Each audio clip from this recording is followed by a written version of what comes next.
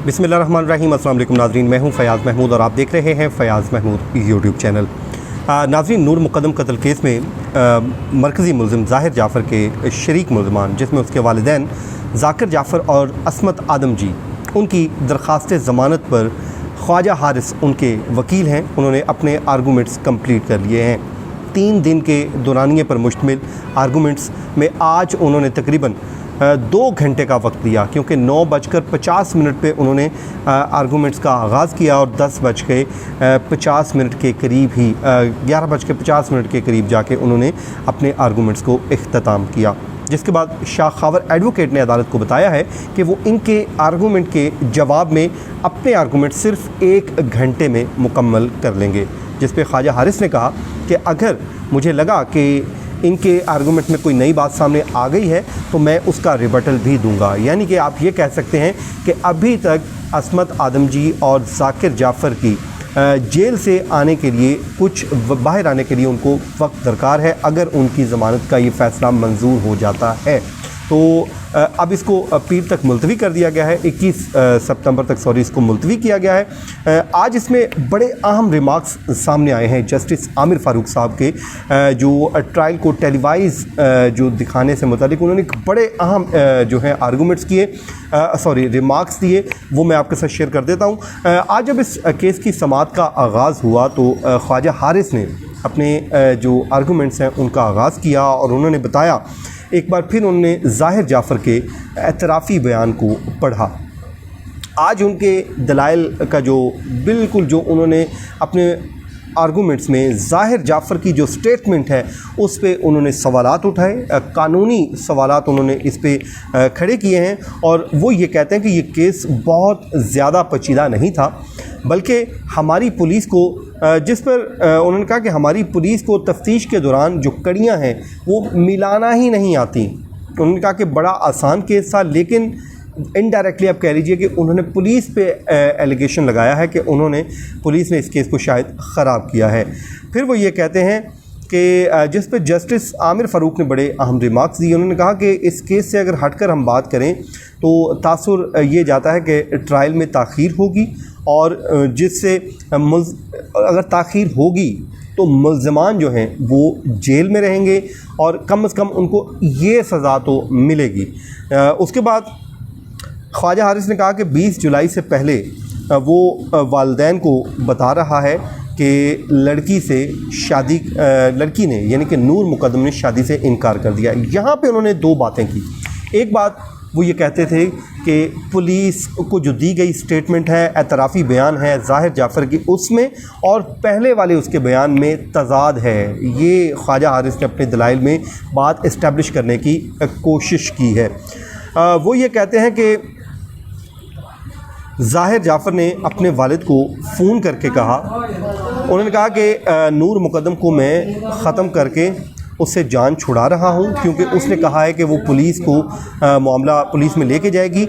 और वो ये कहते हैं कि ये जो जुमला है ये ज़ाहिर जाफ़र के इब्तदाई बयान में नहीं है। इब्तदाई एतराफ़ी बयान में ज़ाहिर जाफ़र कत्ल के बाद घर वालों को वारदात से मुतल्लिक आगाह कर रहा है। ये क्यों उन्होंने आर्गूमेंट किए मैं आपको बता देता हूँ। बुनियादी तौर पे वो इस्टेब्लिश करना चाह रहे थे कि जो पुलिस को दिया गया एतराफ़ी बयान है इसमें अबहाम है, इसमें तज़ाद है। ये उन्होंने शक एक उसमें डालने की कोशिश की। आपको पता है हमारा जो क्रिमिनल लॉ है इसमें जो शक का फ़ायदा है हमेशा मुल्ज़िम को जाता है, तो उन्होंने इसमें शकूक व शुबहात पैदा करने की आज कोशिश की है। फिर वो ये कहते हैं कि अब जो ट्रायल है इसमें ये साबित होगा कि एतराफ़ी बयान दुरुस्त है, ये उससे पहले वाला जो ज़ाहिर जाफ़र का बयान है वो दुरुस्त है, ये ख्वाजा हारिस ने कहा। फिर उसने कहा कि उन्होंने ये भी कहा कि जो पुलिस को दी गई स्टेटमेंट है इसकी कोई कानूनी हैसियत ही नहीं है। ज़ाहिर जाफ़र के बयान की कोई कानूनी वैल्यू नहीं है। ये बयान जो था ये मजिस्ट्रेट के सामने रिकॉर्ड होना चाहिए था, जो कि नहीं किया गया। ये ख्वाजा हारिस ने अपने दलाइल में कहा।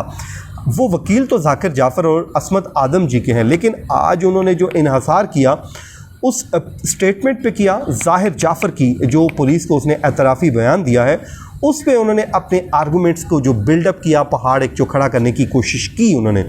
उसके बाद उन्होंने बताया कि ज़ाहिर जाफ़र के बयान की कोई कानूनी हैसियत ही नहीं है, तो मैं इसको अब क्या इस पर बात करूं। फिर खैर उन्होंने इस पे बात आगे चल के की और उन्होंने कहा कि अगर इस बयान पर ज़मानत के हाँ, इस पे अदालत ने बड़े अहम रिमार्क्स दिए हैं। वह अदालत कहती है कि अगर इस स्टेटमेंट के ऊपर ड्यूरिंग दी बेल प्रोसीडिंग अगर कोई हम ये कोर्ट फाइंडिंग दे देती है तो क्या उससे ट्रायल मुतासर नहीं होगा?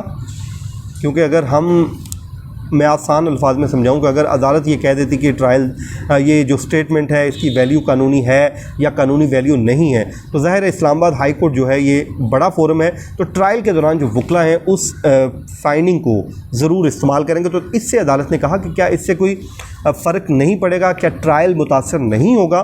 तो उसके बाद कमरा अदालत में जस्टिस ख्वाजा हारिस ने कहा कि एक बयान में पहले बताया जा रहा है कि दूसरे में बाद में कुछ और बताया जा रहा है, तो उन्होंने इसमें अबहम पैदा करने की कोशिश की। जब उन्होंने बयान वाली बात कर ली तो उन्होंने कहा कि अब मैं आता हूँ रिकॉर्ड वाली बात पे, जो कॉल रिकॉर्ड है। कॉल रिकॉर्ड्स के ऊपर उन्होंने कहा जी मुख्तलिफ कॉल्स हो रही हैं, बिल्कुल हो रही हैं, लेकिन वो कहते हैं कि ट्रांसक्रिप्ट नहीं है, उस कॉल्स के अंदर बात क्या हो रही है ये नहीं है। ये वही आर्गूमेंट है जो रिजवान अब्बासी साहब ने ट्रायल कोर्ट में उठाया था, और लेकिन उनकी ज़मानत जो है वो मुस्तरद हो गई थी और आज वही उन्होंने भी बात ली। फिर उन्होंने कहा कि वालिदैन और ज़ाहिर जाफ़र की बात क्या हुई ये किसी को मालूम नहीं, जिस पे ख्वाजा अदालत ने कहा कि अगर ट्रांसक्रिप्ट तो तब होगा अगर कॉल रिकॉर्ड कहीं पे हुई होगी, तो ट्रांसक्रिप्ट तो तब ही आएगा। जस्टिस आमिर फ़ारूक ने कहा कि अगर कॉल रिकॉर्ड हुई होगी तो, जिस पर अदालत ने कहा कि अब वैसे भी वक्त जो है वो बदल रहा है, जो दुनिया है वो इलेक्ट्रॉनिक डिवाइसेस इस्तेमाल कर रही है ड्यूरिंग द ट्रायल, और जिस पर ख्वाजा हारिस फिर अपने आर्गूमेंट्स को लेके आए। उन्होंने कहा कि नहीं, जो हम तो इसी बात पे हैं कि जो कॉल का रिकॉर्ड है वो ज़रूर है, लेकिन बात क्या हुई ये अभी तक किसी को इल्म ही नहीं है, वो कहते हैं मालूम ही नहीं है। फिर उन्होंने एक अदालत से फ़ायदा मांगा। उन्होंने कहा कि जी इस मरहले में, यानी कि ज़मानत के इस मरहले में मुल्ज़मान को शक का फ़ायदा दिया जाना चाहिए और उनको ज़मानत पे रिहा किया जाना चाहिए, क्योंकि अभी तक ये शकूक व शुबहात हैं, कोई एविडेंस उनके ख़िलाफ़ सॉलिड एविडेंस मौजूद नहीं है। तो ख्वाजा हारिस ने जो अयानत जुर्म के ऊपर उन्होंने बात की वो उस पर बोले। उन्होंने कहा कि जो अयानत जुर्म है ये दानिस्ता और मंसूबा बंदी से होती है, और अगर वालिद को इल्म था और उसने पुलिस को उसके बताने से पुलिस को बताने से कत्ल रुक सकता था, तब भी ये अयानत नहीं। वो ये कहते हैं कि अगर उसके वालिद को इल्म हो चुका था कि कत्ल होने लगा है और फिर उसके पुलिस को बताने से कत्ल रुक सकता था, तब भी हम इसको अयानत नहीं कहेंगे, ये ख्वाजा हारिस ने कहा। फिर उन्होंने कहा कि बल्कि इस पे कानून का अलग जो है इत्तलाक होगा, वो अलग दफ़ात लगाई जाएंगी, जिस पर जस्टिस आमिर फ़ारूक ने बड़े अहम रिमार्क्स दिए। उन्होंने कहा कि ट्रायल की अगर हम बात करते हैं तो इलेक्ट्रॉनिक डिवाइसेस की होनी चाहिए, जिद्दत हमें लानी पड़ेगी, क्योंकि अगर अमेरिका में हम बात करें तो वहाँ पे ट्रायल को टेलीवाइज़ किया जाता है, टेलीवाइज़ दिखाया जाता है, लेकिन हमारे यहाँ ट्रायल को टेलीवाइज़ करने से मुतालिक अभी तक रूल्स बनने हैं, अभी तक रूल्स नहीं बने। और फिर उन्होंने कहा कि पहले तो 780 लगा दी जाती थी और चुप करके, लेकिन सुप्रीम कोर्ट के फैसले की तशरीह आई तो फिर 780 रोक दी गई। तो जब ये आर्गूमेंट्स कंप्लीट हुए तो वहाँ पे जाफ़र फैमिली की ख़वातीन भी मौजूद थी, वो तस्बीह पढ़ रही थी और उन्होंने कहा कि जी शुक्र अल्हम्दुलिल्लाह आर्गूमेंट्स कंप्लीट हो गए। और जिसके बाद शाह खबर एडवोकेट अब अगली समात पे अपने दलाइल का आगाज़ करेंगे। तो ये थी जी आज के समात का हवाल। मुझे अपनी दुआओं में याद रखिए। अल्लाह हाफ़िज़।